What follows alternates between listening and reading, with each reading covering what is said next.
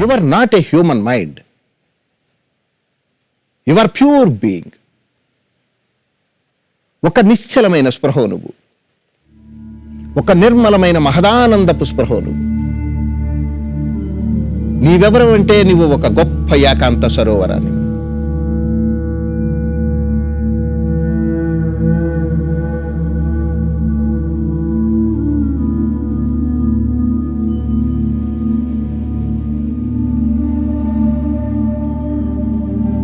ఆలోచనలు అనేటువంటి వ్యసనము మీ అంతరంగ పక్వతకి అది అడ్డుగోడలా నిలుస్తుందంటున్నాను నేను. మీరన్నింటినీ ఆలోచిస్తున్నారు, యథాతథంగా ఉన్నదాన్ని ఉన్నట్టుగా స్వీకరించటం లేదు, ఆలోచిస్తున్నారు.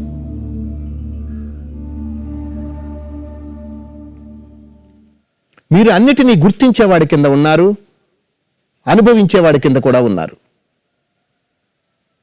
మీకంటే భిన్నమైనటువంటి అంశాలని మీరు గుర్తిస్తారు, మీరైనటువంటి అంశాన్ని మీరు అనుభవిస్తారు. మీ అనుభవంలో ఇంకొకటి ఏదైనా చొరబడింది అని అంటే దాన్ని మీరు దుఃఖంగా అనుభవిస్తారు. మీ అనుభవంలో ఏది చొరబడకపోతే దాన్ని మహదానందంగా స్వీకరిస్తారు. మీరు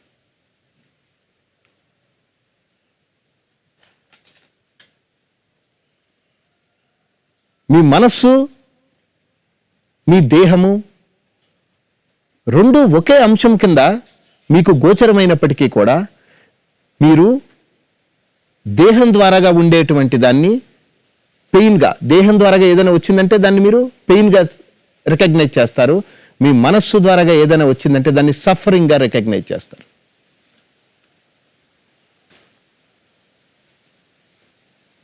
మీరు ఎవరు అనేటువంటి అంశము ఇక్కడ చాలా స్పష్టంగా ఉంది. ఒకటి పెయిన్, రెండోది ఏంటి? సఫరింగ్. మీ దేహానికి ఏదైనా ఒక దెబ్బ తగిలింది అనుకోండి, దాన్ని మీరు ఎలా స్వీకరిస్తారు? పెయిన్. కానీ మీ అహానికి దెబ్బ తగిలితే, అంటే నా ఉద్దేశంలో మీ అహంకారానికి దెబ్బ తగిలితే దాన్ని ఎలా చూస్తారు? సఫరింగ్. చాలా సఫర్ అవుతారు. అసలు మీకు పెయిన్కి సఫరింగ్కి అసలు మీకు ఆ డిస్టెన్సే లేదనుకుంటారు. What is pain? What is suffering?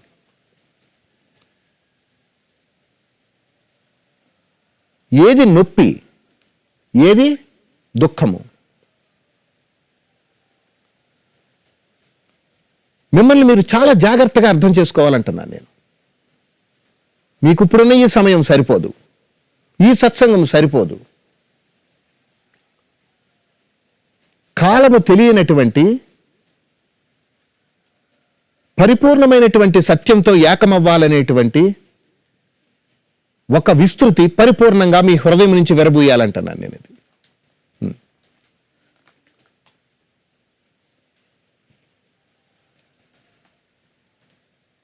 మీరు ఎలా ఉండాలంటే టైమ్లెస్ బీయింగ్గా ఉండాలంటాను నేను. టైమ్లెస్ బీయింగ్, కాల పరిధి లేని స్పృహ.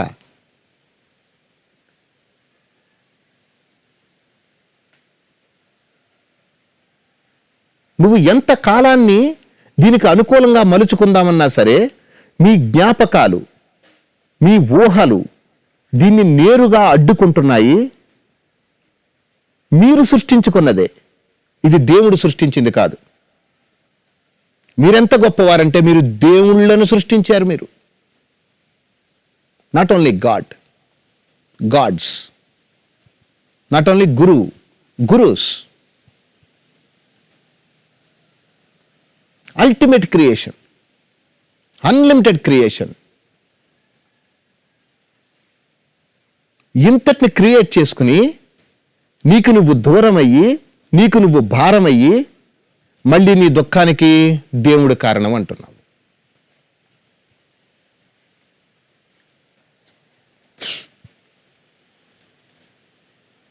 ఇది ఎంత హాస్యాస్పదంగా ఉంది. ఎందుకు ఎలాగయ్యిందంటే, ఇది మిమ్మల్ని మీరు పరిగణలోకి తీసుకోకుండా మీరు ఇతరాన్ని పరిగణలోకి తీసుకుని ఆలోచించడం వల్ల వచ్చింది.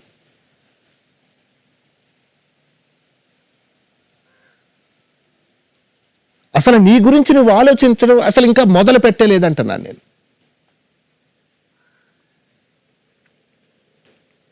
మీరు విధిని సృష్టించారు, మీరు విధాతను కూడా సృష్టించారు, మీరు విధానాలను కూడా సృష్టించారు.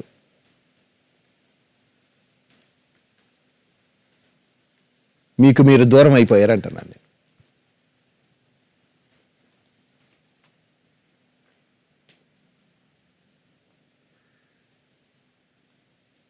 నిన్ను నీవు ప్రశ్నించుకోవటం లేదు కాబట్టి,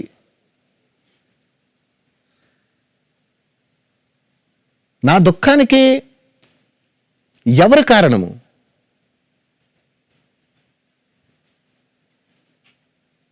అని నిన్ను నువ్వు ప్రశ్నించుకోవటం లేదు కాబట్టి, ఎవరో వస్తారు, ఏదో చేస్తారు, మనం ఏదో ఒక కోణంలో ఒక గొప్ప పరిణితిని పొందుతాము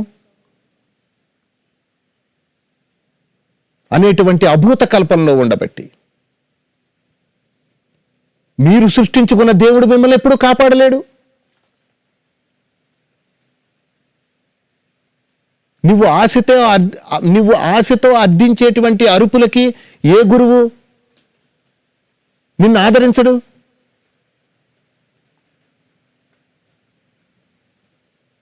మీరు అనుకుంటున్నారు, మీరు ఆశిస్తున్నారు, ఏదో రకంగా సహాయం అందుతుంది అనుకుంటూ మీ వ్యక్తిగత పోరాట నైపుణ్యాన్ని ప్రదర్శించడంలో మనమంతా గోల్డ్ మెడల్ సాధించేసామంటున్నాను నేను. సింగిల్ మెడల్ కాదు.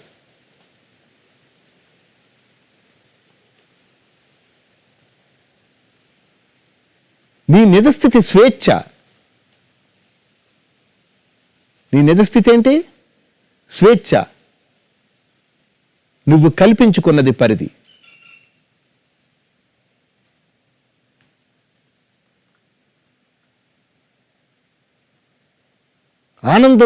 ఆనందపు స్పర్శతో తొలతోగవలసినటువంటి నువ్వు ఒక గొప్ప దుఃఖ వలయాన్ని సృష్టిస్తూ దానిలోనే పరిణితిని కోరుకుంటున్నావు అంటున్నాను నేను.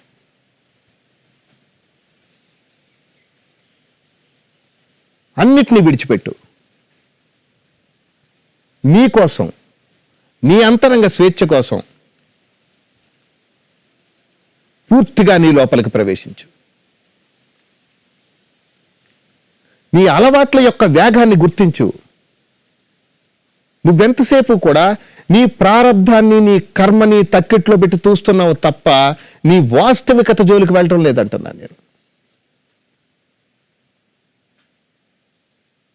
అన్నిటికీ అడ్డు పెట్టుకుంటున్నావు అంటున్నా, నీకు నువ్వు అడ్డుపడుతున్నావు అంటున్నాను. శుభం పేరుతోటి, అశుభం పేరుతోటి నీకు నువ్వు అడ్డుపడుతున్నావు అంటున్నాను నేను. వాస్తవికత తాలూకు ఆ సౌందర్యాన్ని పరిపూర్ణంగా అర్థం చేసుకోవట్లేదు అంటున్నాను నేను.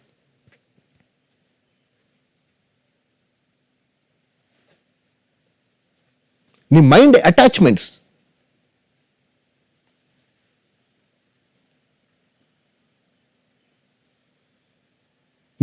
అటాచ్మెంట్స్,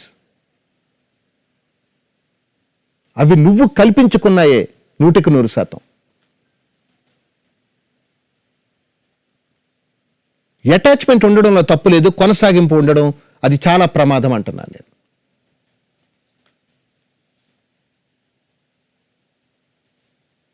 తీసుకుని విడిచిపెట్టడంలో తప్పు లేదు, విడిచిపెట్టిన దాన్ని జ్ఞాపకాల్లోకి పొందుపరుచుకోవడం చాలా ప్రమాదం అంటున్నా.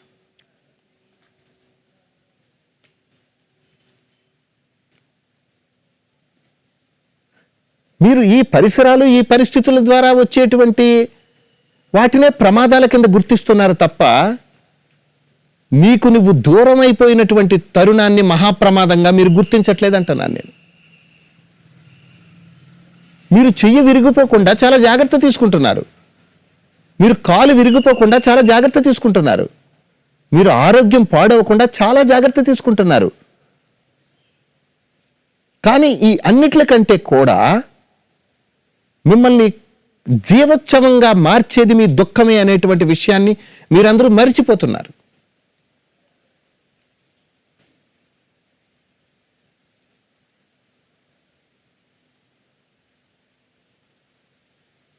అసలు వాస్తవికతలో ఏమీ లేదు. అది ఒక అద్వితీయమైన మహాస్పృహ,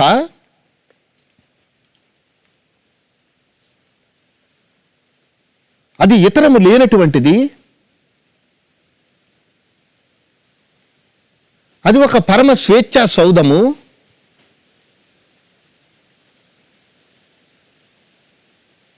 నామరూపములకు అందనటువంటి మహా విస్ఫోటన వైభవం అది. దానికి దేవుడు అని పేరు పెట్టకపోతే మీరు దాన్ని రికగ్నైజ్ చేయటం లేదంటున్నాను నేను. ఖచ్చితంగా దేవుడు అని పేరు పెడితేనే మీరు దాన్ని ఆస్వాదిస్తున్నారంటున్నాను నేను. ఇది చాలా ప్రమాదం. ఇది ఒక సహజ జీవన వైభవాన్ని పరిపూర్ణంగా ఆస్వాదించాలనుకునే వాడికి ఇది పెను ప్రమాదం. ఇది చాలా జాగ్రత్తగా చూసుకోండి. ఆ మహా చైతన్యపు వైభవాన్ని దేవుడు అని పేరు పెట్టి మీరు పరిధి కల్పిస్తున్నారంటున్నాను నేను. ఎంతటి గొప్ప మహాత్ముడైనా సరే ఆ మహదానంద వైభవానికి, ఆ పరమ స్వేచ్ఛకి దేవుడు అనే టైటిల్ ఇవ్వకపోతే మీరు దాన్ని రికగ్నైజ్ చేయటం లేదు. మీరంతా ఎంత మైండ్ పొల్యూషన్లో ఉన్నారో చూసుకోండి, ఎంత మైండ్ ఎడిక్షన్లో ఉన్నారో చూసుకోండి.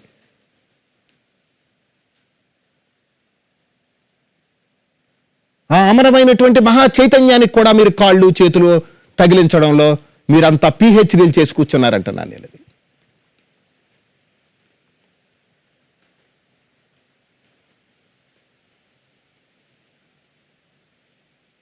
ఆ మహా సౌందర్యానికి మీరు ఒక మనస్సుని అంటగడుతున్నారు, కొన్ని ఆర్గాన్స్ని క్రియేట్ చేస్తున్నారు, దాన్ని కూడా ఒక హ్యూమన్గా క్రియేట్ చేసి అదే ఇదిగా ఉంది, ఇదే అదిగా ఉందని డిక్లేర్ చేసి మీ అహంకారం యొక్క తీవ్రతని యథేచ్ఛగా ప్రకటిస్తున్నారంటున్నాను నేను. సూర్యుడి దగ్గర 2 అంశాలు ఉన్నాయి. ఒకటి లైటు, రెండోది హీటు. సూర్యుడి దగ్గర ఏమున్నాయి? 2 ప్రకటితమవుతున్నాయి సూర్యుడి నుంచి. ఒకటేంటి? లైటు, రెండోది హీటు. సూర్యుడికి తన నుంచి లైటింగ్ వస్తుందనే విషయం సూర్యుడికి ఏమన్నా తెలుసా? తెలియదు. తన నుంచి హీట్ ప్రొడ్యూస్ అవుతుందని సూర్యుడికి ఏమన్నా తెలుసా? తెలియదు. సూర్యుడు ఒకడున్నాడని, సూర్యుడికి ఒక లైట్ వస్తుందని, సూర్యుడి నుంచి హీట్ జనరేట్ అవుతుందని, సూర్యుడి కంటే భిన్నమైనటువంటి వాడు ఎవడో ఒకడు గుర్తించాలి తప్ప సూర్యుడికి ఎలాంటి గందరగోళం లేదంటున్నాను మీరు. సృష్టి అంతా దేవుడే అంటున్నాడు ఒకడు, దేవుడంతా సృష్టి అంటున్నాడు ఒకడు. ఇదంతా థర్డ్ పార్టీ డిక్లరేషన్స్ అంటున్నాను నేను. ఇదంతా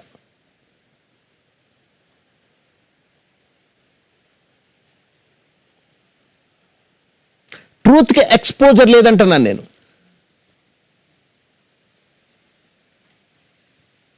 ట్రూత్కి ఎక్కడ ఎక్స్పోజర్ లేదు. ఇవన్నీ మనం మానసికంగా నిర్ధారిస్తున్నామంటున్నాను నేను. నువ్వొక జీవుడు అని నిర్ధారించింది నీ మానసికతే. జీవుడు అంతరించిపోతే మిగిలేదు దేవుడని నిర్ధారించింది కూడా నీ మానసికతే. వాస్తవానికి బోధ లేదంటున్నాను నేను. వాస్తవానికి వ్యాఖ్యానం లేదంటున్నాను నేను. వాస్తవం అనేటువంటిది సహజ జీవన వైభవం అంటున్నాను నేను.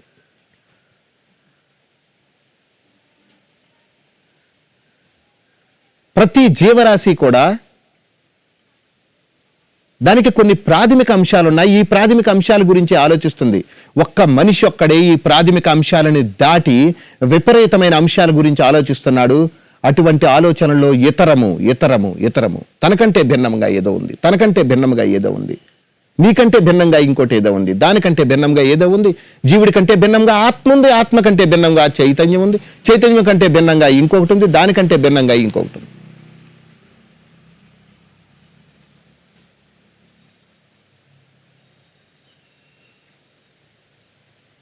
నువ్వు ప్రస్తావించకపోతే అసలు ఏమీ లేదు. అసలు నువ్వు నిర్ధారించకపోతే అసలు ఏమీ లేదు. అసలు నువ్వు ఇతరాన్ని సృష్టించకపోతే నువ్వు తప్ప ఇంకేమీ లేదంటున్నాను నేను.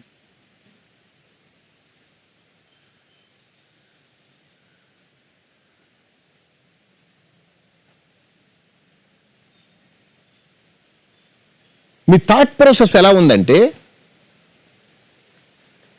ఒక సంకల్పాన్ని నెరవేర్చుకోవడం కోసం ఇంకో సంకల్పాన్ని సృష్టించుకోవటం. అది ఒక లింక్. ఈ సంకల్పం అనేటువంటిది ఒక లింక్ అయితే దానికి ఇంకొక లింకు, దానికి ఇంకొక లింకు, దానికి ఇంకొక లింకు, ఈ చైన్ సిస్టమ్ కంటిన్యూ అవుతుంది.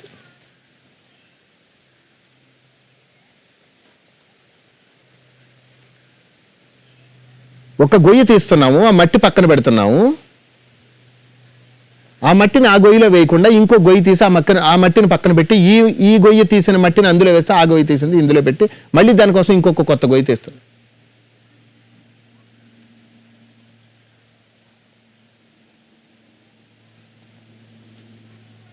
మీ మనస్సు అనేటువంటి సంకల్పాన్ని మీరు పరిపూర్ణంగా లేకుండా చేయడం కోసం ఆత్మ అనేటువంటి సంకల్పాన్ని మీరు సృష్టిస్తున్నారంటున్నాను నేను.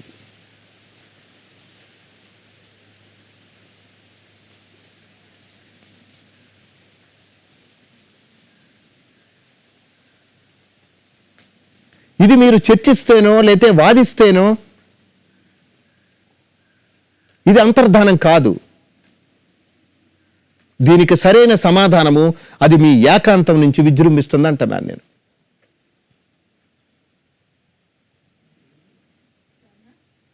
మీ నిజమైన స్వేచ్ఛ తాలూకు మూలాలని మీరు మీ నుండి కాకుండా మీరు ఇతరమైనటువంటి అంశాల నుంచి దాన్ని అందిపుచ్చుకుందాం అనుకుంటున్నారంటున్నాను నేను.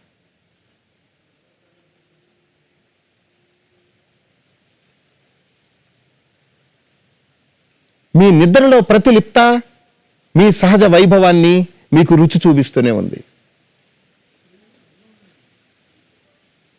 మీకంటే భిన్నమైనది ఇంకొకటి ఏదైనా ఉంటే మీరు ఆ పరమశాంతిని పొందలేరు అనడానికి మీ నిద్ర మీకు ఉపమానంగా ఉంది.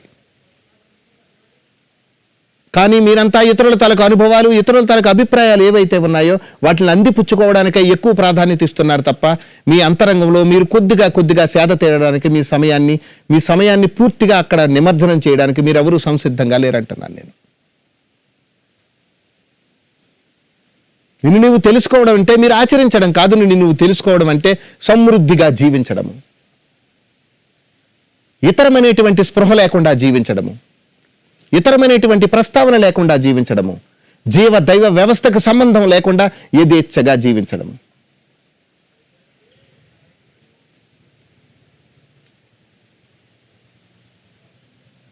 స్వేచ్ఛగా నిద్రించడము, కలత లేకుండా మేల్కోవడము, తగినంత సమృద్ధివంతమైనటువంటి ఆహారాన్ని తీసుకోవడము, లాభాపేక్ష లేనటువంటి కర్మను ఆచరించడము,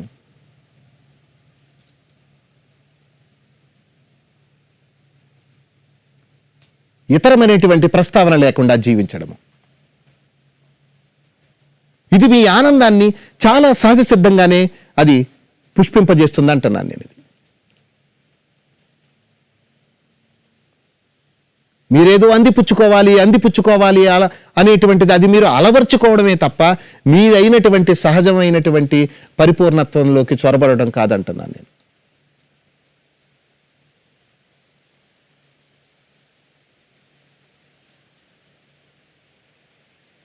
మీరు మైండ్ ట్రాఫిక్ని కంట్రోల్ చేయలేరంటున్నాను నేను.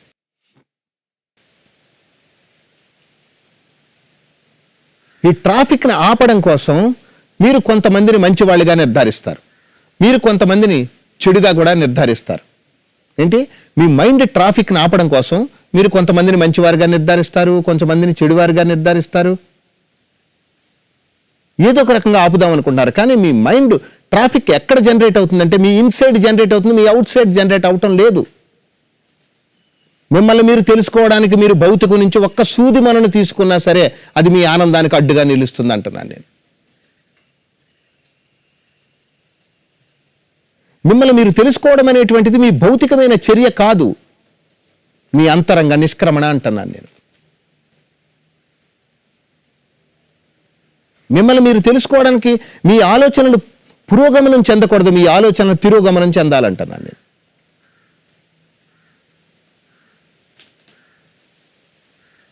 నువ్వెప్పుడు ఉన్నావు, నీకు నువ్వు చాలా ప్రత్యేకంగా ఉన్నావు, నీకు నువ్వు చాలా సమృద్ధిగా ఉన్నావు. కానీ నీకంటే భిన్నమైనటువంటిది ఏదైనా ఒకటి ప్రస్తావనకు వచ్చేసరికి నువ్వు ద్వంద్వమైపోతున్నావు అంటున్నాను నేను. ఇది మీ ద్వంద్వానికి పునాది ఏదైనా ఉందంటే ఇతరం నుంచి ఏదైనా ఆశించడమే. మీ దుఃఖానికి పునాది ఏదైనా ఉందంటే ఇతరం నుంచి ఏదైనా ఆశించడమే. మిమ్మల్ని మీరు తెలుసుకోవాలనుకున్నప్పుడు మీ మనస్సుని, అంటే మీ ఆలోచనల్ని మీరు ఎప్పుడైతే ప్రమాణంగా తీసుకున్నారో ఆ రోజు మీరు పతనం అయిపోతారంటున్నాను నేను. నిన్ను నువ్వు తెలుసుకోవడానికి నీ ఆలోచనలు నువ్వు ఎప్పుడూ ఉపయోగించుకోకూడదు అంటున్నాను నేను.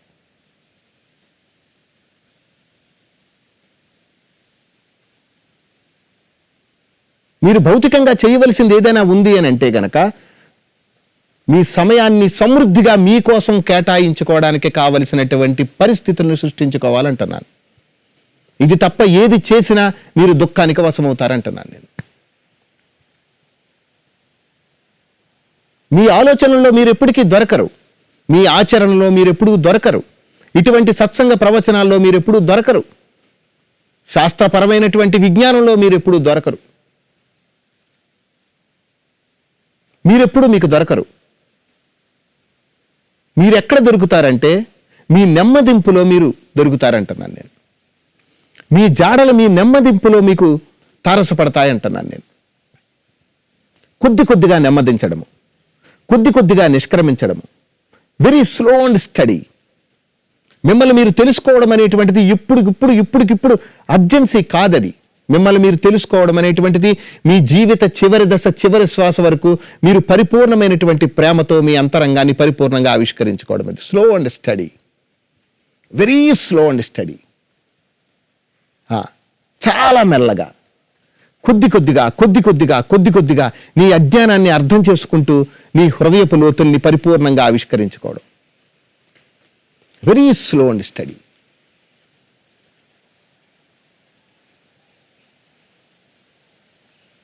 నిన్ను నువ్వు తెలుసుకోవాలనుకున్నప్పుడు నువ్వు ఎలా ఉండాలి అన్న విషయాన్ని నువ్వు ఆలోచిస్తున్నావు అంటున్నాను నేను. అది ఇలా ఉంటే నన్ను నేను తెలుసుకోగలను అంటున్నావు, నువ్వు ఆలోచిస్తున్నావు. ఇలా ఉండకూడదు అంటున్నావు, అంటే నువ్వు ఆలోచిస్తున్నావు. నేను పలానా వాళ్ళ దగ్గరికి వెళ్తేనే నేను లభిస్తానంటే నువ్వు ఆలోచిస్తున్నావు. అయితే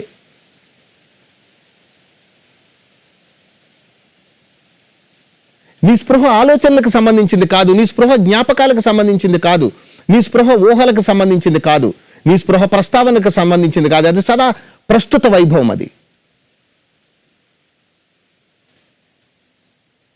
నువ్వు నెమ్మదిస్తే, కొద్దిగా నెమ్మదిస్తే, నీ అంతరంగాన్ని కొద్దిగా ఆవిష్కరించుకుంటూ వెళితే, నీ ఆలోచనలకు మధ్య, నీ ఆలోచనలకు మధ్య, నీ ఆలోచనలకు అడుగున, నీ ఆలోచనలతోటి కలుపుకుని ఒక నిర్మలమైన మహాసౌందర్యం పుంచి ఉందంటున్నాను అక్కడ. Complete being state.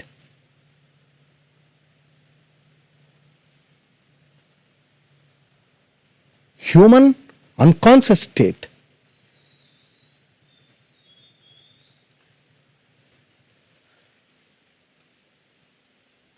ప్రస్తావన లేని మహాసౌందర్యము.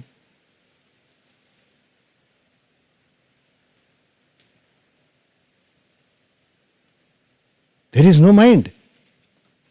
There is no God.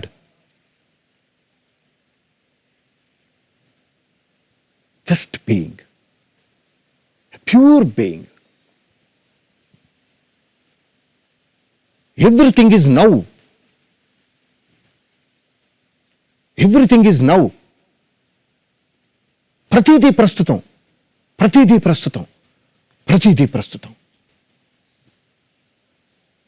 అది ఊహలేని సౌందర్యం అంటున్నాను నేను దాన్ని.